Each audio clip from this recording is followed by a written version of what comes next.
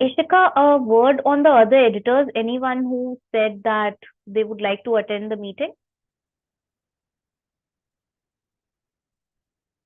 Like this is a weekly thing, so.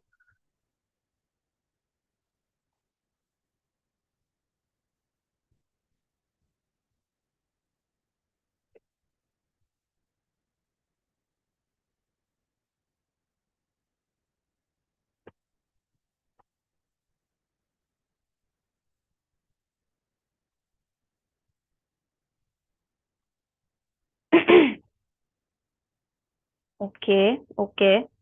So I think it's about time that we. Okay, no one has said anything for this week's meeting. That's not a very good indication, but still, I would request all of you to still, switch on your cameras because I feel that today's session, given the strength of the participants, is going to be short. But I think it's not justified with you all if we don't go on with it, as well as this is a weekly, schedule for all of us. So I welcome you all to this week's policy monthly session. Excuse me for my throat. Uh, yeah.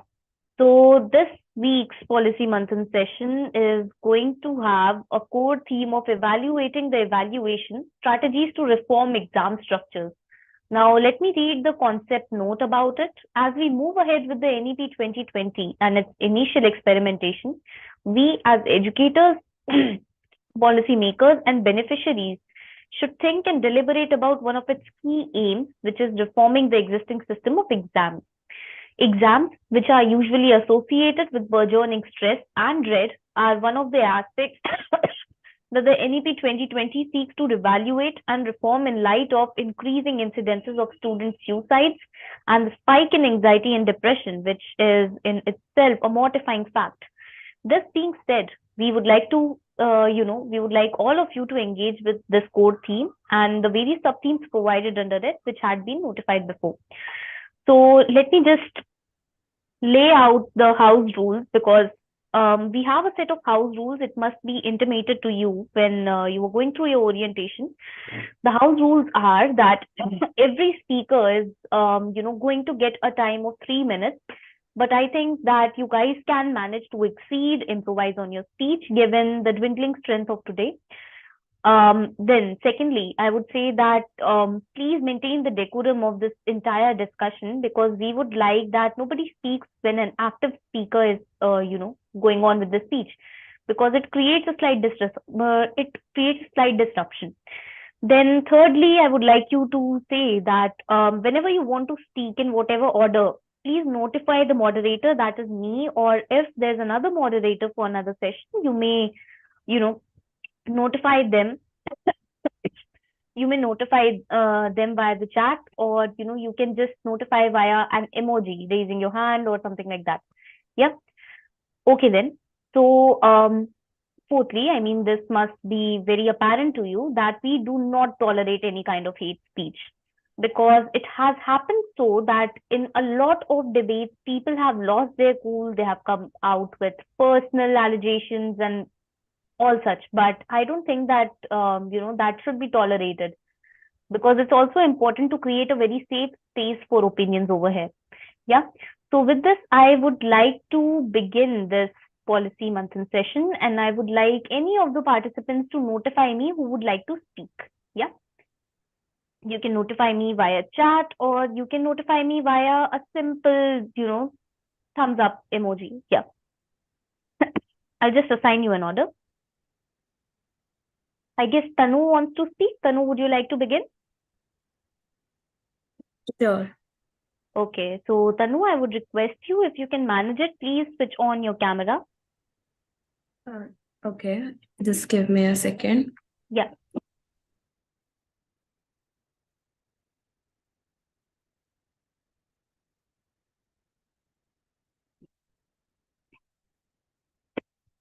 Okay, sure, Tanu, I can look at you, but you need to unmute yourself. Yeah. Yeah, Am I yeah, audible? we can hear you. So you can go on with your speech. Please mention your topic as well, the one you are tackling. So my topic is making exam and evaluation more comprehensive measure of development. So first of all, I would like to start with that exams are not that we as Indians are particularly very much oriented towards marks and everything, which we usually starts to judge a individual or a student according to his or her marks and mark sheets and everything. So that is something which I would like to say that we should have that attitudinal change first of all.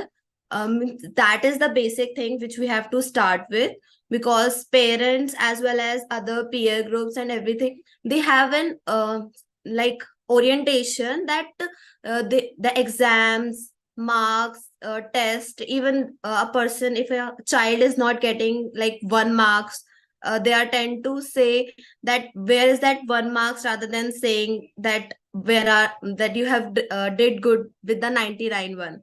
So that is something I would like to point out first, that there should be an attitudinal change in the society, as well as and that starts particularly with the students and the teacher and the classroom setup. Because if the teachers are not free and saying that okay, that's fine if you're good, means everybody is good at something, so everybody cannot be good at all the things. So that is particularly my topic, and we can have various themes and strategies which could be included in the classroom setup for the overall development, for making exams as not only the basis for judging a student. So I would start with various strategies. First of all, trying to say that exams particularly focuses on only the rote learning and writing skills. But as we are going in a globalized world and having everybody like connections from the outside world, it is a thing that the writing skills and rote learning and the knowledge is not only the basis which should be a student be judged with, and therefore the teachers as well as the school in all should help uh, the students with the other life skills, such as I would say problem solving or teamwork, communication, character development. These are to be included in the life skills teaching, rather than only having that paper and pen exams. Other than this, I would like to have a thing that as a student from like back, we have been everybody of us have been in the cycles of exams and everything. So we are tend to have like lectures. There is only a one way direction knowledge transfer that teacher speaks, and we are like writing and writing notes and everything. So that according to me is not, it should be like changed, and should be changed to something like interactive, which should be two-way communication. Because a lot of like only 10% is there which is having that communication interaction based, rather everybody else is having which is like lecturing, and a professor comes and he gives, or he or she gives the lecture, and that's it. So that does not inculcate the other skills which are required in life. So that is something which I personally think that this should be included. And on the school level, it could be done like if the period or the lecture is of 1 hour, you can take 40 to 50 minutes for like communicating the information, making a basis to teach the school students. Like another 15 to 10 minutes could be included for discussions, and that discussion would help a person to break out of his shell and be somebody who would inculcate with everybody else. So because I personally think being an introvert is like very much difficult when you comes out of school, and if you are an introvert, it's very much difficult for you to communicate. So schools and teachers should have this thing that you have to break the shell of a student, so that he or she can communicate in the class or do the activities. And this could be done by various projects, presentations, and group projects, teamwork, which help a person to come out of his shell. So that is something which I would like to say. And does this include the thing that exams should not be only with the assessment criteria.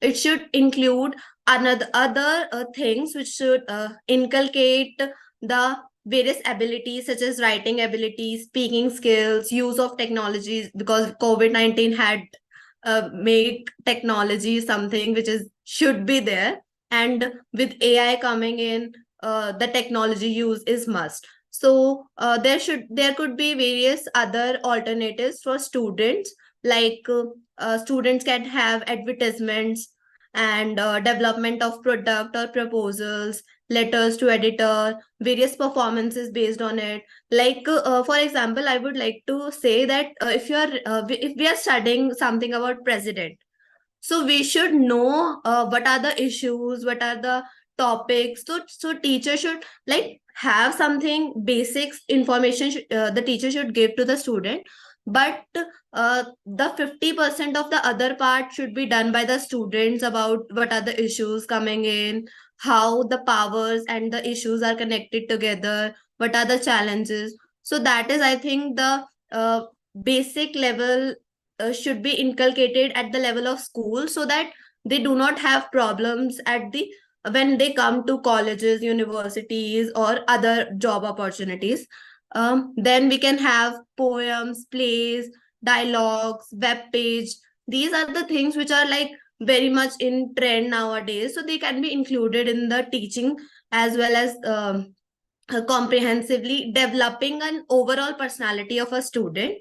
The other thing which I talked about just now, that is the 50 minutes of lecturing and 10 minutes of discussion, which is also a scientifically proven technique, which is Pomodoro. So it's like Pomodoro is like you have you study for 50 minutes and take a 10 minutes break. So that 10-minute break could be used for discussion, which burden decrease the burden of a student.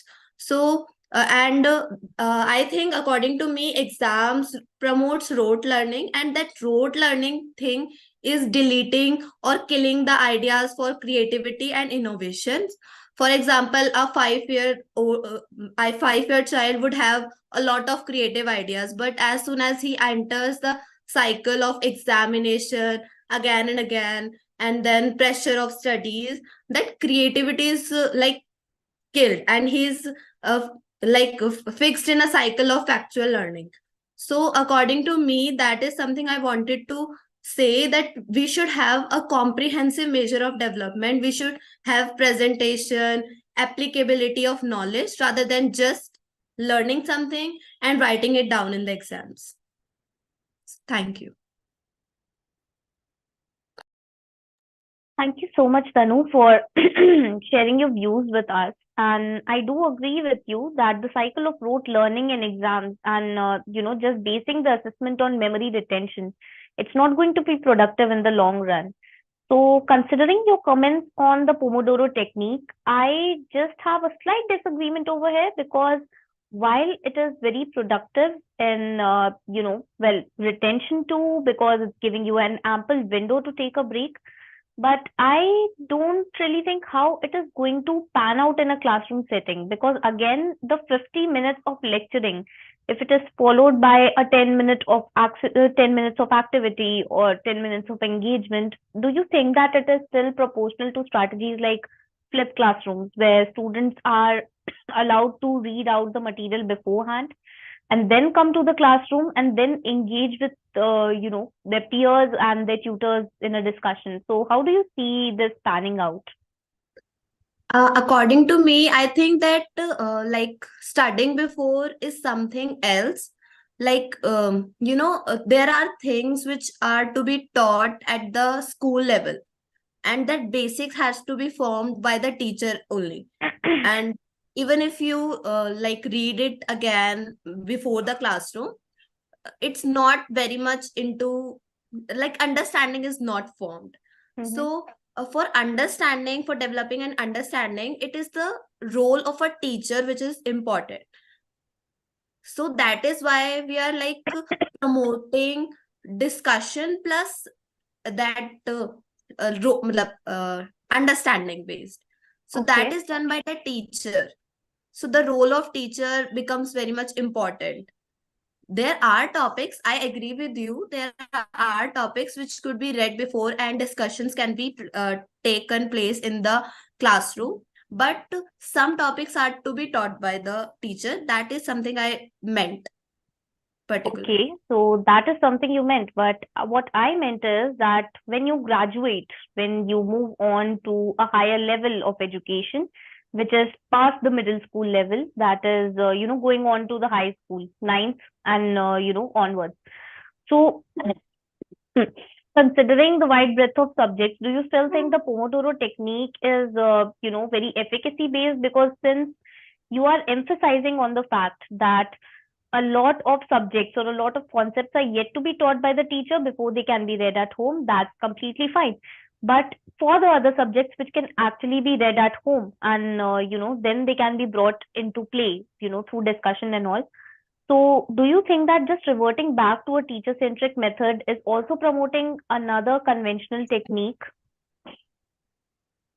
Well, I don't agree with that Hmm. because definitely there are large number of subjects when we come to the senior secondary schools, but that Pomodoro technique which I meant was that you teach, the teacher may teach, but that would enhance the persons who are not speaking in the class. Because I personally was the one which was very introvert, and I cannot like speak and discuss even if the teacher asked about it. So that 10-minute slot which I'm talking about is for the discussion for those who are not very much active in the classrooms.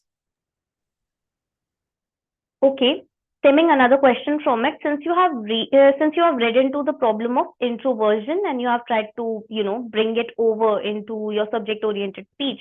But I am of the opinion that if a person is not very motivated intrinsically or is feeling shy enough not to state their views in the class, then how do you think that the Pomodoro technique is so effective to bring them out of the shell? Because, that is going back to square one, because it's like, even in a normal classroom setting, Tanu, please let me finish. Even in a normal classroom setting, we see that the introverts are not really brought out of their shell. They don't really get the opportunities, or the teaching methods over there in a conventional classroom are not very efficient enough to, help them vocalize. So do you think that except for the Pomodoro technique, are there other strategies that teachers can incorporate in their classrooms, so as they can cater to the subject requirements of the introvert students? I think that presentations and like visual presentations could be inculcated, because in a lots of school, this is not the criteria which is used for assessment and like grading.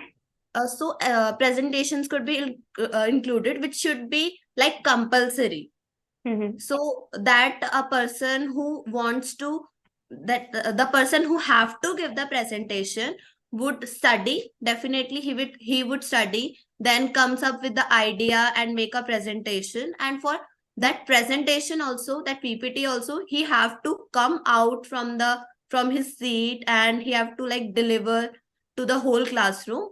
So on the basis of like chapter wise or maybe unit wise, that could be done for breaking that shell, which is not, I don't think so it is applicable in like a lots of schools and everything. If So, it is, hmm, if go it on, go on. is, it is optional. The teachers say that you can do that. That is not like compulsory. So I Mhm. think that could be included. Okay, fair enough, Tanu. So thank you so much for sharing your views with us. And now we will have the next speaker. So Sai, I think we can have you next. Yeah. Okay, Yeah, Kashish I has. can. Okay, yeah, yeah. Okay. Kashish, I think you can go after Sai has finished. So, Sai, go on. Yeah, thank you. My laptop camera is not working, so and phone might not be proper. So I'll just Don't not. worry, don't worry. I think what really matters is that you share your views. So go on, we are listening. Yeah. So I also would like to talk on comprehensive evaluation, how to make the evaluation comprehensive. So the goal of education should be to help in the overall personality development of the student. So the current exams, what we see, it's more about just repeating what we are seeing in class. So instead of that, the questions and the way the questions are framed and all, we can make it more analytical questions, which we are not taught in class. Kind of what the student thinks about it, kind of like those questions. So, and instead of the normal just exams just testing the memory power, we can make it more open textbook based questions, open textbook exams. So the analytical questions will bring out the analytical skills of the students, and it will not just be about remembering what the teachers have taught in class. But this would also increase burden on the teachers, kind of like the way they evaluate. It won't be like the routine type of evaluation. So it might over time it can be actually becoming very mechanical for the teachers also to evaluate these kinds of questions. So the whole purpose of finding the innovation and analytics in students will be lost, I feel. But by increasing the teacher student ratio and making sure teachers teach different subjects instead of teaching the whole one subject throughout their career, kind of, so it will give more interest on the part of the teachers also to correct new kinds of questions, kind of. And as the previous speaker also said, we can look into presentations, debates, quizzes. It will help in that speaking skills. And the even like when we see the NEP 2020, it calls for continuous and comprehensive evaluation. So the status of exam should be much lesser than what it is right now. We should focus more on continuous evaluation, like oral questions, quizzes, debates in classes. Actually, this will help in the overall development of the student. And when a student presents something, it's he'll understand it much better than just listening to something in the class, kind of. So overall, there's a good understanding of the subject, and there is independence in analyzing the subjects in different views also. So these are my thoughts.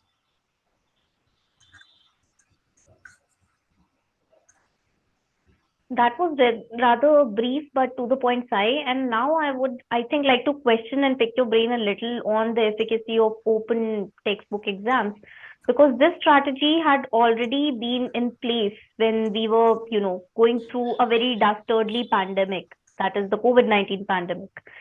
Um, Especially with respect to evaluation, the feedback regarding OBT exams are, they are not very positive on the part of the tutors, because not only has it replicated the, I would say, the monotony which you pointed out, and it has still not broken that monotonous tone of questions, but I think it has also given stimulus to a rather dangerous trend, where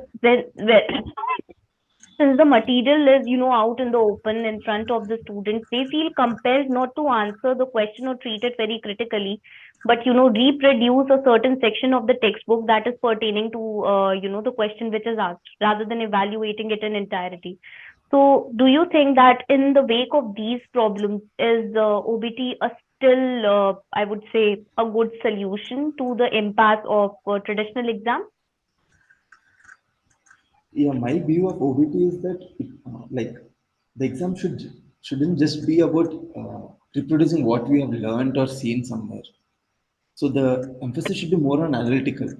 So the question, so if we change the way we are questioning the students, the question shouldn't be like what is a particular concept or something like that. It can be more analytical, like where is it is used, which you can't. So the answer shouldn't be directly found in the uh, textbook, is what I feel. Okay. So since you're So, pointing that out, I think that there is a slight loophole in your argument, which I need to point out very well.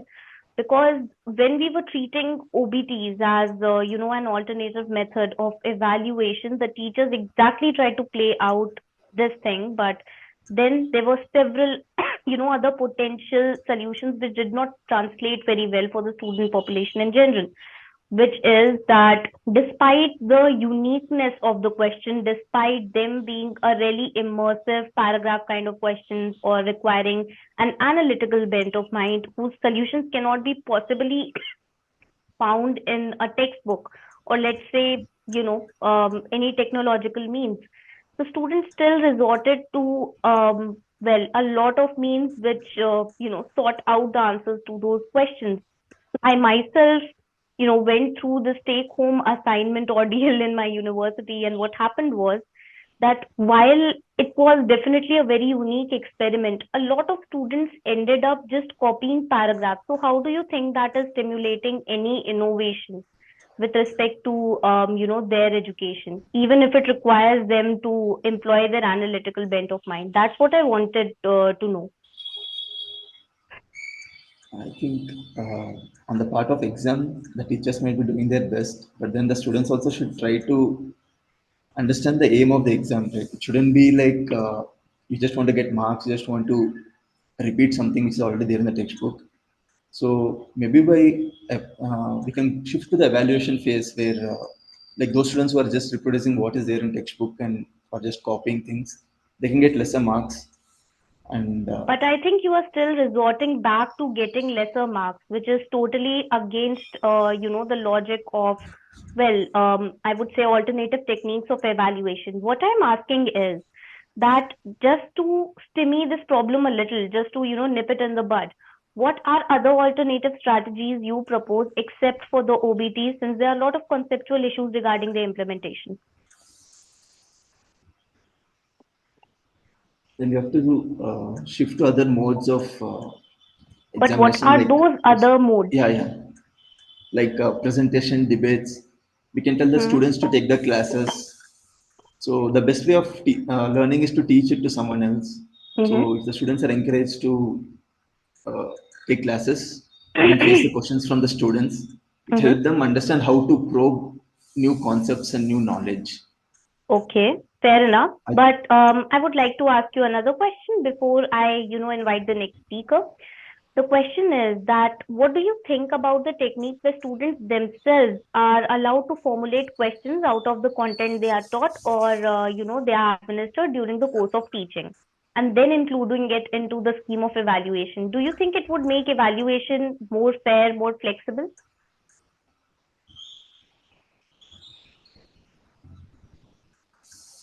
I think that's also fair enough. It helps the students in analytical skills, like how to frame questions, what are the questions you can ask other people on the concepts to understand whether they understood the concept. Mm-hmm.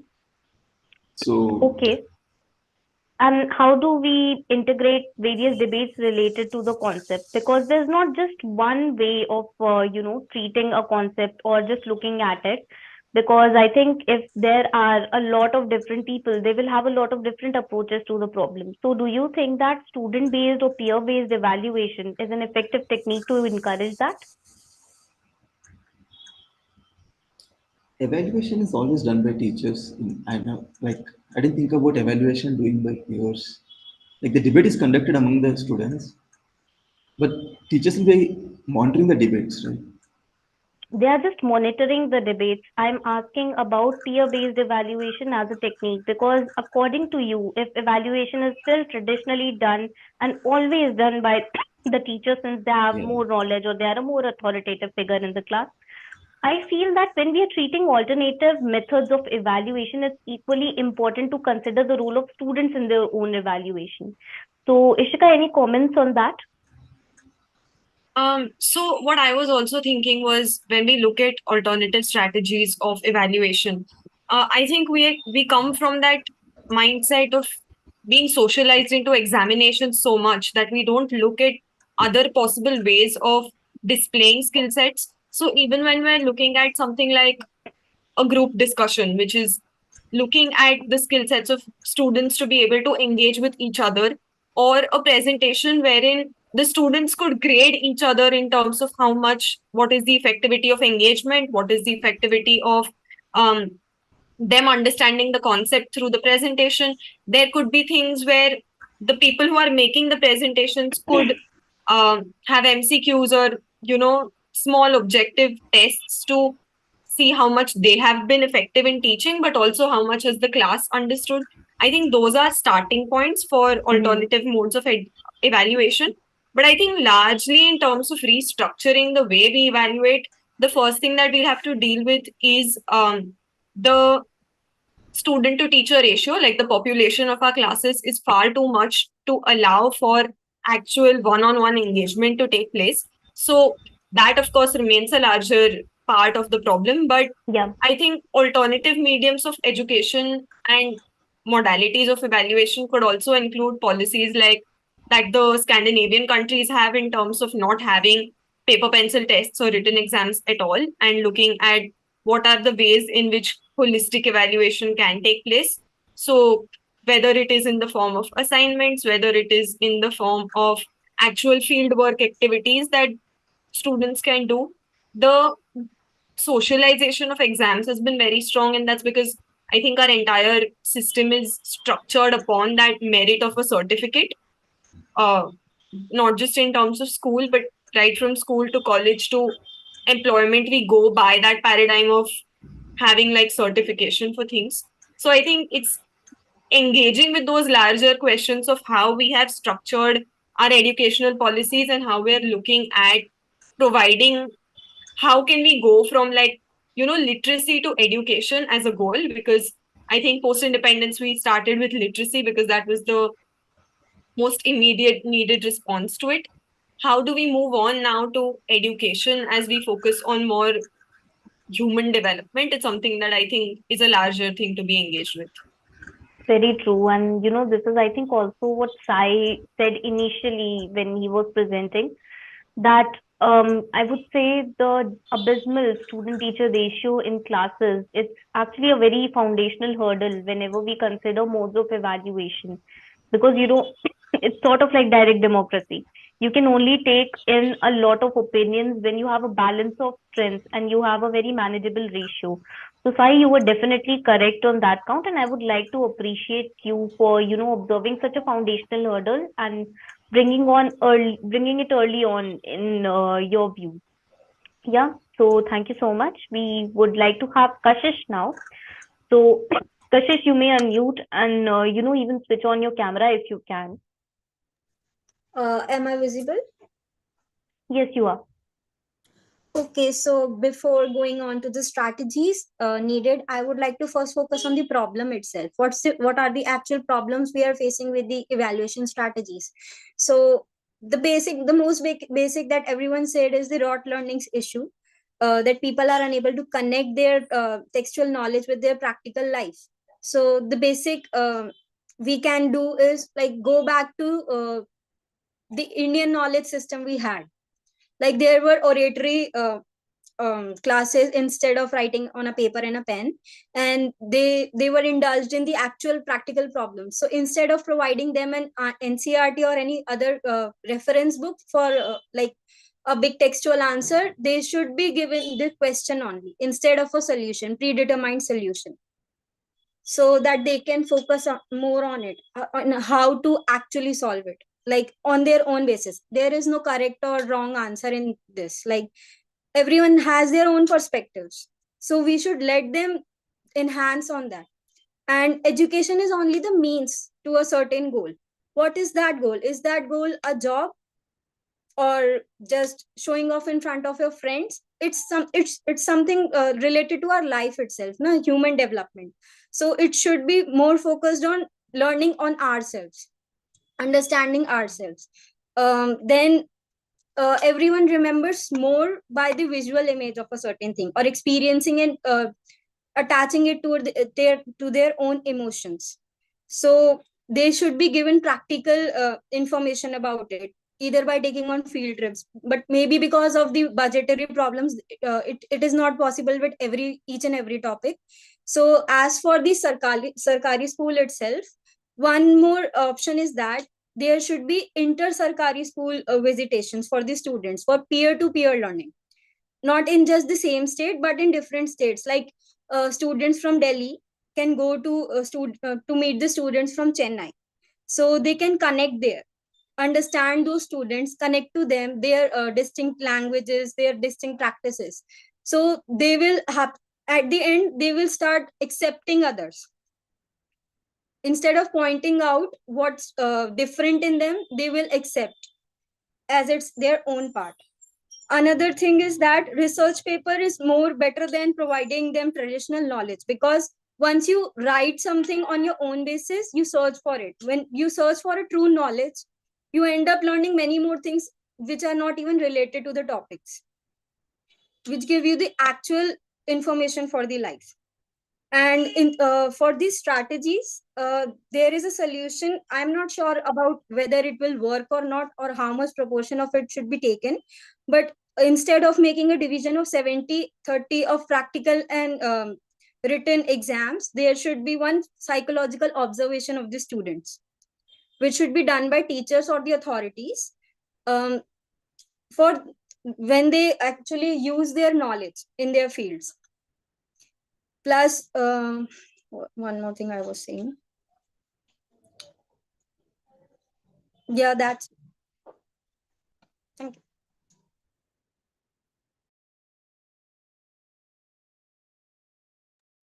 I think that Kashish is having a bit of a connection issue over there. So just to fill in the gap she pointed out was the I would say the rather functional and I think more actionable strategy of having inter-school government school visits, because this will definitely prompt us to think about the differential between the infrastructural problems as well as the pedagogical problems the students encounter, because I would say that different strokes for different folks, and that also applies a lot to the students in different locations. Because if we are dealing with resource trained areas, the education over there is definitely going to be very different, and the strategies adopted to go through or tackle those loopholes is going to be very different than a school which is adequately receiving funding, or is quite, I would say, advanced in thinking about more pedagogical initiatives like restructuring the system of exams. So definitely we can learn a lot from each other. Then the second thing would be to the to accept the diversity component which is persisting between students, because it's also very important that evaluation just does not take stock of retention. It also takes stock of ethics, integrity, and aptitude, which is going to figure out later as a very important social skill, or I would say EQ skill, even in top exams like the UPSC, or anywhere. I mean, when you go for group discussions, you need to read the room before you need to read the book. However, Kashish, if you are still present to tackle the answer to this question, I would ask the presence of textbook. Now, what is problematic over here? The presence of textbook itself, or the presence of the lack of thought behind it, that textbooks are only meant to be indicative of the wide spectrum of knowledge in out there. So, what do you think that? Okay, What do you so the think about that? problem. Okay, so the problem with the textbook and the exam structure mainly is that when we see something in the textbook, we accept it as it is. We don't contemplate whether it is right or wrong. Mm-hmm. We just take it as it is. Plus, whenever we are given, like teachers give us instruction for the exams, they says, like read the last 10-year papers, Yeah. because all the questions are so repetitive that you can just do the exams by seeing the last year papers. What about the actual application based knowledge? Like Yeah. if there is a certain question asked and there is an and or in the question, what we do Mm. is we take the perspective from the book, write it as it is, and later when we are in higher academics, there are certain areas where we face plagiarism for the same reason, Mm. because we were never taught about doing something of our own. we just accept what was written by any other person or any other book author, and we just accept and print in our answers as it is. So the problem starts there, not with the students or their way of writing. Books itself provide them the knowledge and they accept it because they think it is the only valid thing for them right now, and they need to complete their syllabus through this. They have a predetermined syllabus, predetermined answers, and predetermined questions. So where is the scope for the student for the development in that? Yeah, that's very true, Kashish, because I feel that this symptom does not only exist in, I would say, primary or senior secondary level of teaching, but also in higher academia. Especially, it's very rampant in social sciences, especially when you have stalwarts regarding, in certain fields of your paper. And what they have said is considered to be, sort of a line etched in stone.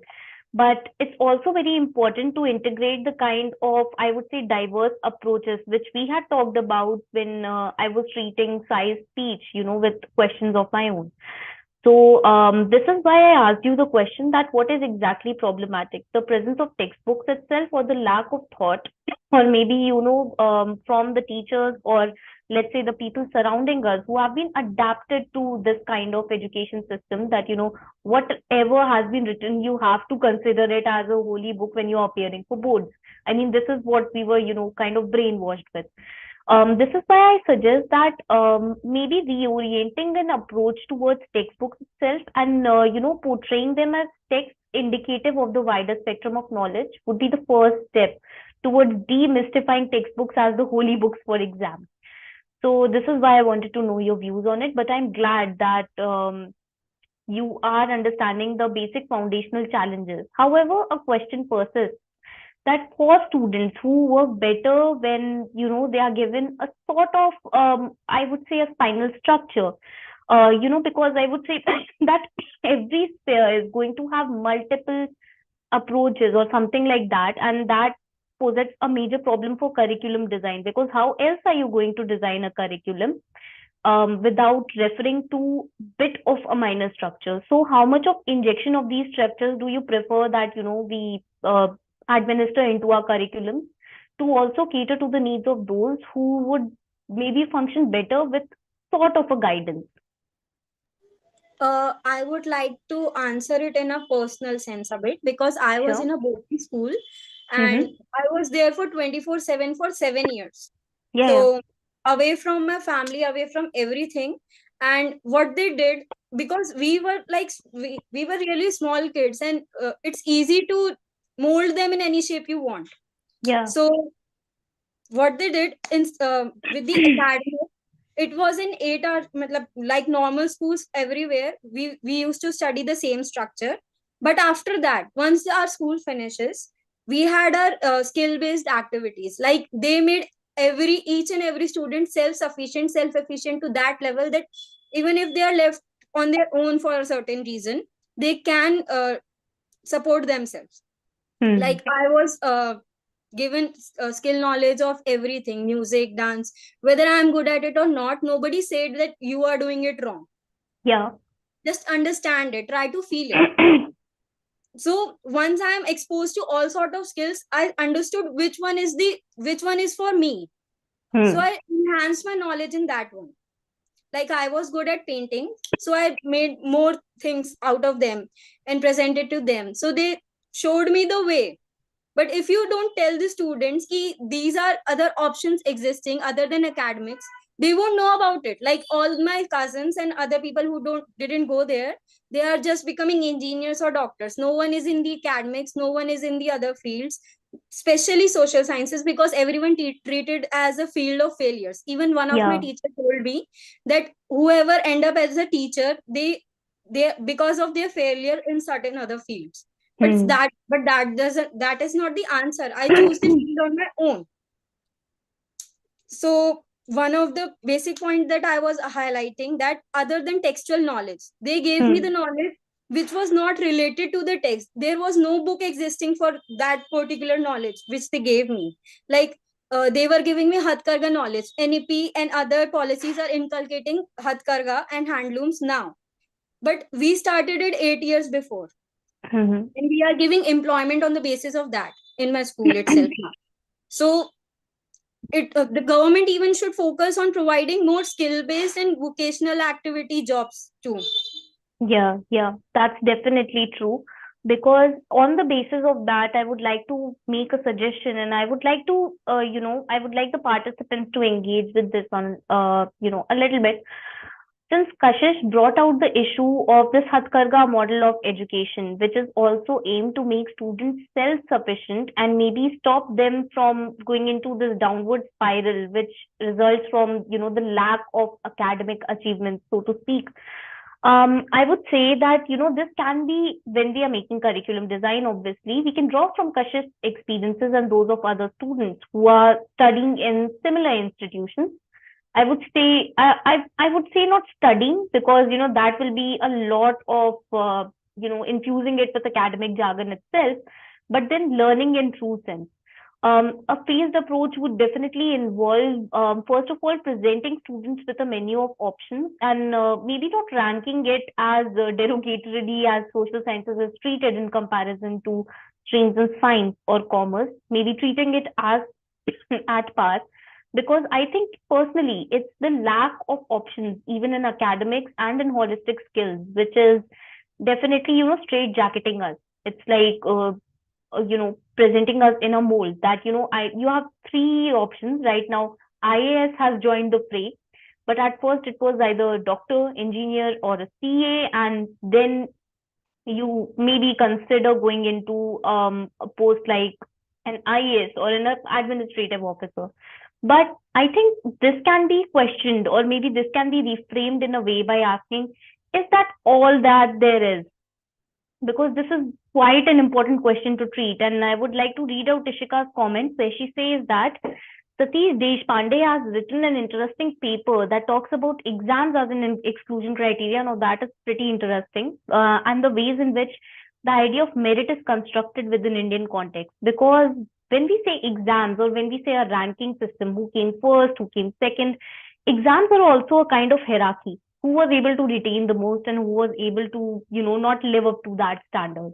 However, as all of you, Kashish, Tanu, Sai, pointed out, that retention can not only be the standard of intelligence.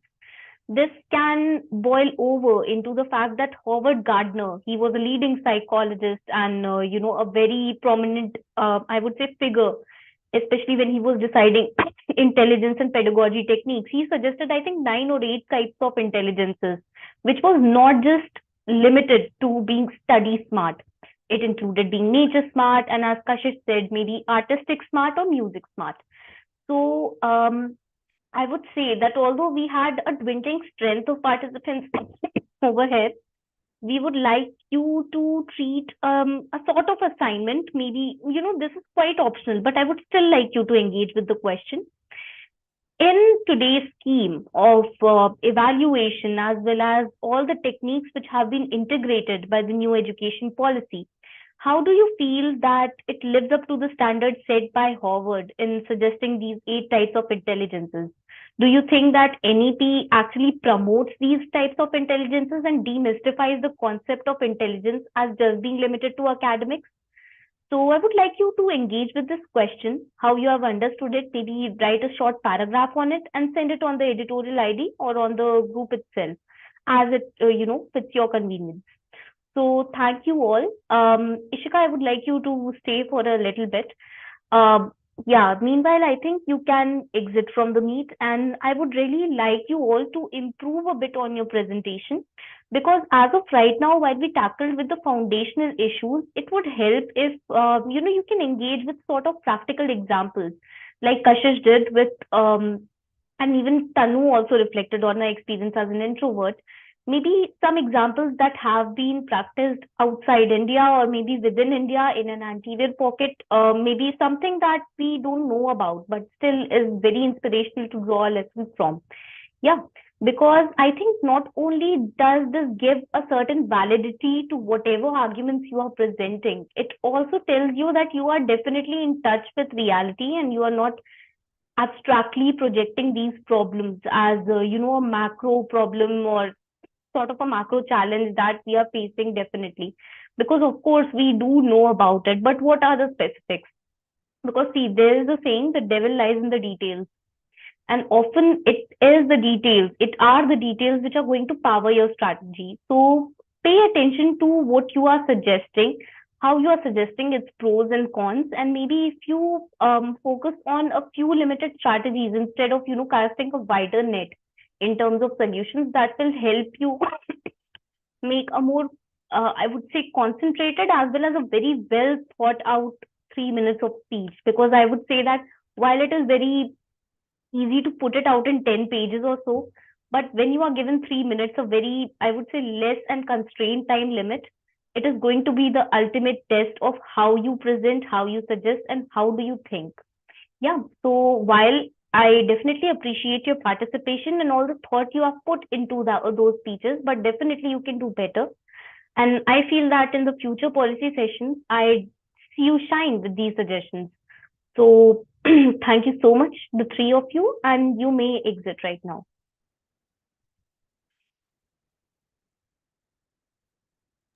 Yeah, thank you Excuse so me. much. Yeah. Yeah, what about the previous assignments? Like, if we can get it evaluated, it will be helpful Mhm. for the, like, you're already calling Actually, for we that have assessment. received it, Sai. We have received all the assignments, and slowly we'll be getting back to the feedback part of it, since we are actually organizing the editorial pipeline a little. So I would say that you do wait on that, and maybe in the next week by Wednesday or Thursday, you may heard from me, or from any other member of the editorial panel. Yeah. Okay, thank you. Okay. Yeah. All right. Thank you. So what do you think about this policy manthan session? Because yeah, Do you want persistence to was stop something.